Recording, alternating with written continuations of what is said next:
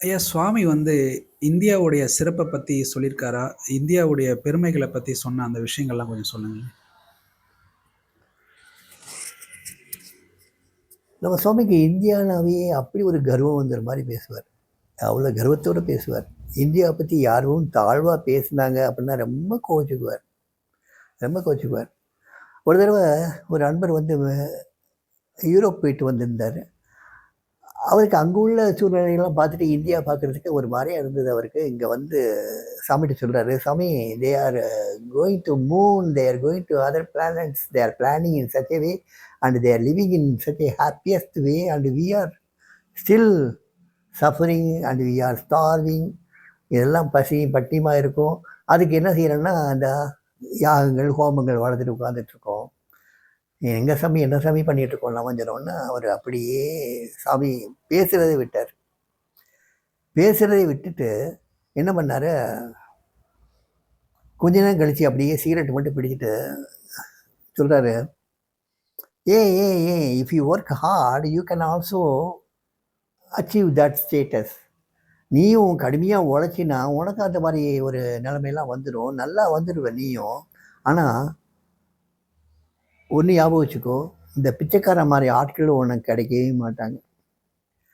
நீ நல்லா பணமுள்ளவன ஆயிடலாம், ரொம்ப சக்தி வாய்ந்தவன ஆயிடலாம், நிறைய ஆயுதங்களை சேர்த்து வச்சுக்கலாம், எல்லாமே உனக்கு கிடைச்சிரும். ஆனால் இந்த பிச்சைக்கார மாதிரி ஆட்களை உனக்கு கிடைக்கவே கிடைக்காது.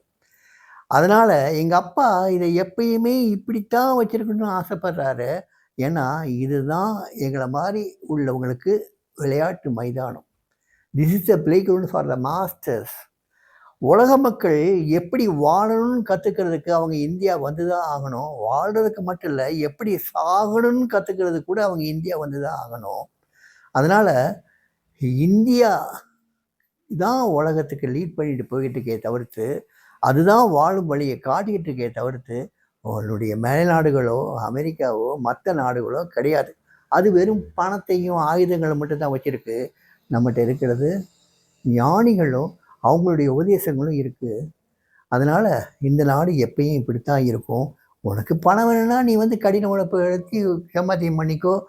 அப்போ கண்டிப்பாக இந்த பிச்சைக்கிழமை ஆளுங்க உன் வாழ்க்கையில் வரமாட்டாங்க. உனக்கு எது வேணுங்கிறத நீயே முடிவெடுத்துக்கோ அப்படின்னு ஒரு தடவை சொன்னார். இன்னொரு தடவை புன்னமரத்துக்கு கீழே வந்து ஒரு தடவை இந்த மாதிரி இந்தியா பற்றி பேசும்போது திடீர்னு அவருக்கு ஒரு வேகம் வருது. இந்த பாரத பூமி புண்ணிய பூமி, இந்த பூமியில் பூரா என்னுடைய அப்பாவினுடைய வழித்தோன்றலான ஞானிகள் காலடி பட்ட இடம். இந்த திருவண்ணாமலை அப்படிப்பட்ட ஞானிகளுடைய காலடி பட்ட இடம். இந்த இடத்துல வாழ்கிறதுக்கே நம்ம புண்ணியம் பண்ணியிருக்கணும். அவ்வளோ தபஸ் இருந்தால் தான் இந்தியாவில் பிறக்கவே முடியும். இந்தியாவில் பிறக்கிறது மட்டும் இல்லை, இந்த மாதிரி ஞானிகள் வாழக்கூடிய சேத்திரத்தில், திருவண்ணாமலை மாதிரி வாழ்கிற சேத்திரத்தில் வந்து அப்பா நம்மளை வாழ வச்சுருக்காருன்னா உண்மையிலே நம்ம வந்து பெரிய பாக்கியம் பண்ணியிருக்கணும். அப்பா நம்ம மேலே ரொம்ப கருணை வச்சுருக்காருன்னு சொல்லிட்டு கீழே இருந்த மண்ணை அப்படியே எடுத்து நெத்தியில் பூசிக்குவார். அப்படியே தொட்டு சாஸ்தாங்கமாக விழுந்து நமஸ்காரம் பண்ணுவார். அந்த மண்ணை நமஸ்காரம் பண்ணுவார். இந்தியா பாரத மண்ணை அப்படி நேசித்தார்.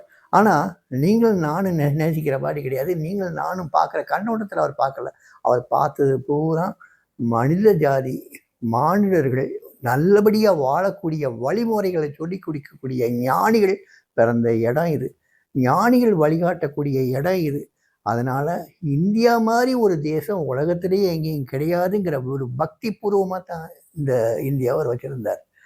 மற்ற இந்த பொருளாதார கண்ணோட்டத்தில் சாமியை பார்க்க தயாராக. ஏன்னா அதெல்லாம் இன்றைக்கி வரும், நாளைக்கு போயிடும். இன்றைக்கி பணக்காரன் நாளைக்கு ஏழை, இன்றைக்கி ஏழை நாளைக்கு பணக்காரன், இப்படித்தான் போய்கிட்டு இருக்குமே தவிர்த்து வசதி வாய்ப்புகளை வச்சு சாமி பார்க்கலை. சாமி பார்த்தது பூரா அந்த பவித்திரம், அந்த ஒரு உன்னதமான ஞானம். அவங்க வெறும் நாலேஜ் தான் இருக்குது, ஆனால் அன்புங்கிறதே இருக்காது. அந்த நாலேஜும் அன்பும் கலந்த ஒரு ஞானம் எழுதும் எங்கள் இந்தியாவில். அங்கே வெறும் அறிவு மட்டும்தான் இருக்கும். இங்கே அப்படி இல்லை, அறிவும் அன்பும் கலந்த ஞானம் இங்கே இருக்கும். அந்த ஞானத்தை கொடுத்தது பூரா வந்து ஞானிகள். அந்த ஞானிகள் வாழக்கூடிய இடம் இந்தியா. அதனால் இந்தியா தான் உலகத்திலேயே தலை சிறந்த நாடுன்னு சாமி ரொம்ப கர்வத்தோடு சொல்லுவார்.